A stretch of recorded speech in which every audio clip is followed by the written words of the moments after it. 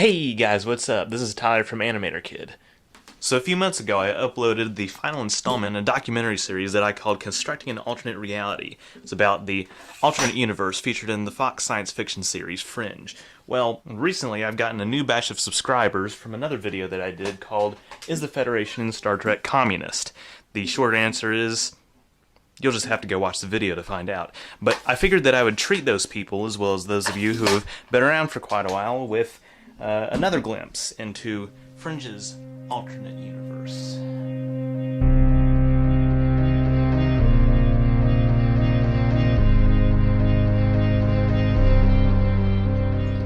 This is, of course, a very hypothetical attempt at determining the origins of Fringe's high-tech society. A few general concepts we'll be exploring in this video are the relationship between space exploration and technological benefits here on Earth, the relationship between war and cultural development, and the idea of a paperless society. One of the earliest developments that would be central to the prospect of more advanced technology is the space program. The engineering required to send men to the moon in the 1960s was the result of a concerted effort by NASA, compelled by Lyndon B. Johnson's commitment to John F. Kennedy's vision to do so by the end of the decade. If we remove Johnson from the picture, what exactly would it take to get this to still happen? One of the episodes of the documentary focused on the implications of a second JFK term, not just on the space program, but also on civil rights in Vietnam. I think an early space program would have bridged the differences of the Cold War faster. There was no way that you could develop like an international moon base, an international space program without more economic cooperation. And I think most likely, if we think about the technology of the 60s moving forward, I think it probably would have taken more than just the Soviet Union and the United States, so it would have become an international project of epic proportions. Let's say that Mr. Stevenson's assessment is the one we're going with. How would that affect the advancement of computers going forward? In his final days, JFK was concerned about the budget for the space program. Some even suggest his proposal of a joint mission with the Soviet Union was an attempt to encourage cost-sharing. If it is at all plausible that Congress could stomach working with the Soviets just so they could move on to other things, then it's likely we would have been sharing some tech knowledge with our fellow superpower. After all, Nikita Khrushchev was open to the idea of a joint mission before JFK was assassinated in our timeline. Potentially, the Apollo astronauts could have docked with the Soyuz capsule and headed towards Earth's largest natural satellite. The political implications would be vast, possibly signaling an early detente between the two powers, at least until the Reagan administration. But how would that affect everyday technology? In the mid to late 1960s, Soviet scientists developed a computer called Mir that was built to solve complex calculations using a special programming language. It was rather unremarkable in terms of memory, only possessing 8 bytes, but it was significantly smaller than other advanced computers at the time. What if the technology used to build Mir was shared with the United States as part of a joint effort to send men to the moon? To be sure, I couldn't exactly describe the applications such a computer would have on the 1969 moon landing, but surely there would be some applications, right? If so, then that could set a precedent for the progression of hardware and memory capacity throughout the next several decades, leading up to the modern day where everybody uses tablets and nobody's seen a pen in years. Surely that is how we can get something like this in 1985, right? Well, not so fast. You see, it is true that the patent for a flip phone with that design has existed since the 1970s. In some ways, it's interesting to think about what would have happened if Motorola had held that patent, which in our universe was not lifted until 1993. However, before we can jump to conclusions like that, we have to do some calculations. This is a chart showing the cost of producing 1 megabyte of RAM over an extended period of time. As you can see, before the 1980s, it would have cost well over $1 million to produce. However, today it costs nearly nothing. The Macintosh Plus, released in 1986, was Apple's first major PC to have 1 megabyte of internal memory. The entire PC cost $5,620, adjusted for inflation. The Apple II, released 9 years earlier, had a base memory of just 4 kilobytes. The Apple iBook in 1999 had 1 gigabyte. Generally speaking, this means that we can extrapolate a trend that about every decade there is a 1,000 times increase in the amount of processing power that can be squeezed from the same dollar amount. Effectively, that is. But what that doesn't explain is how you can get such a giant increase in processing power in such a short amount of time. A Motorola Razr from 2003, not this model in particular, had about 10 megabytes of memory and weighed about 3.5 ounces. The Macintosh Plus, on the other hand, weighed 16 pounds and had 1/16 of memory in comparison to its weight. For the Motorola Razr, that ratio is almost 50 to 1. If we take a look back at the mirror, however, we could sort of shift this progression forward a few years. Starting in 1965, when the mirror was first invented, we have 8 bytes of memory. Not much. But within a decade, that number jumps to 8 kilobytes, a not too unreasonable expectation considering the Commodore PET and Apple II. By 1985, we'd have computers with around 8 megabytes of memory.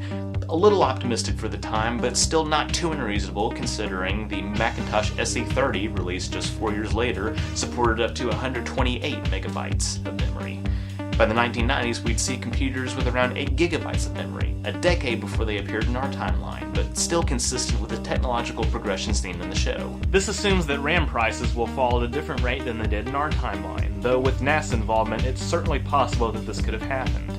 But that still doesn't explain how you could get a compact cell phone with the size and functionality of a Motorola Razr alongside a computer with the equivalent processing power of a Macintosh SE30 in the same year, because at best the size to memory ratio would still be 1 to 1, not 50 to 1. It is possible under these circumstances to have a device similar to the IBM Simon at a relatively moderate cost, because that phone weighed about 20 ounces and had 1 meg of memory, which is almost 1 to 1. The Motorola Dynatac was the first analog mobile phone marketed to the public. Released in 1984, it was still hella expensive for its time, but the demand was high.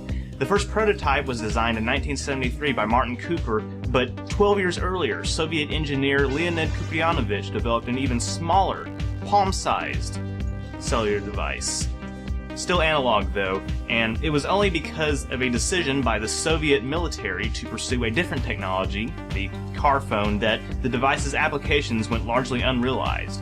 Maybe if some different decisions had been made, mobile analog technology could have been a few years ahead, yielding a more marketable Motorola phone by the mid-1970s, and possibly even a palm-sized Microtex style phone a few years later. But not this. Instead, what is more likely is that the phone that Walter Bishop replicated from the alternate universe was a prototype, or at least a very exclusive phone that likely cost tens of thousands to make and wasn't available to the general public. That's because of a little thing called Moore's Law, which states that the number of transistors that can fit on a microchip doubles every 2 years. Okay, that's kind of disappointing, but what about this whole electronic newspaper business? Electronic paper was invented in 1974 by Nick Sheridan at Xerox's Palo Alto Research Center. The first electronic paper was called Gyricon and used charged polyethylene spheres that were micrometers in diameter. However, this type of e-paper never made it to market. Another type of electronic paper display that utilized electric fields was developed in the 1990s. The E-Ink Corporation was founded in 1997 to commercialize the technology. The company even entered a partnership with Philips, but it only lasted a few years because the displays were too difficult to manufacture. What if those barriers to manufacturing had been removed by whatever means, and that technology was implemented in newspapers and flexible e-readers? Well, in the alternate universe, that seems to have been the case. And it just gets better from there, because advancements in electrofluidic displays, perhaps with some NASA involvement, would lower the cost of colored electronic paper and be implemented in things like smartphones and tablets. Obviously, all these achievements would still coincide with an even greater increase in processing power, meaning that technology in the alternate universe could remain well over a decade ahead of ours. Interestingly enough, one of the things that could have driven the development and subsequent mass marketing of this technology was the alternate universe's environmental degradation, meaning that on the other side, they're much more conscious about wasting paper, which would explain the whole no pens thing. Maybe that's something that we should look into. And by the way, those handy little devices called ear cuffs looks like an evolution of Bluetooth technology if you ask me. Another technology that we know is more advanced in the alternate universe is data storage. For example, as evidenced in the episode Jacksonville, CD players were a standard feature in cars by the year 1986, nearly a decade before they were in our timeline. This isn't to say that CD players weren't already in cars in that year in our timeline, just that they weren't standard. The 87 Lincoln Town Car was among the first in our timeline to have a built-in CD player, but this vehicle was a luxury car. The car Walter referenced was an old Monte Carlo, indicating CD technology was already years ahead by then. The CD was invented in the early 1980s as an evolution of the Laserdisc format, which curiously took 6 years to make it to market after it was first publicly demonstrated in 1972. If the Laserdisc had been released earlier, say 1973, then the creation of the CD could have been pushed forward 5 years as well. It's important to note that the patent for the CD was first granted in 1970. It was only after a decade of litigation that Sony and Philips were able to license the patent. Both companies developed prototypes in the late 70s after the Laserdisc format had begun to struggle. Potentially, the accelerated decrease in the cost of computing technology could have carried over into this area, making a more compact version of the Laserdisc a higher priority, pushing its development and subsequent release date forward a few years. This would explain its appearance in lower-end vehicle models nearly a decade earlier than in our timeline. And speaking of data storage, it's likely that we would have seen formats such as DVD and HD DVD appear earlier as well. One area this would have affected is HD video, something that, considering this scene featuring the 1990 East River vortex, is also several years ahead of our timeline. The footage of the 20-year-old newscast is presented in widescreen, and at least appears to be HD. The first HD broadcast on our side was in 1996, and regular broadcast didn't start until 1998, meaning that in the alternate universe, both of those things happened 8 to 10 years earlier, which is consistent with the pattern that we've established that their technology is about a decade ahead of ours. But one crucial piece of our technological world that's been left out of the discussion is the internet, or more specifically the web. You see, the internet has been around for quite a bit longer than the web. It's a descendant of ARPANET, which was developed in the late 1960s by the US government.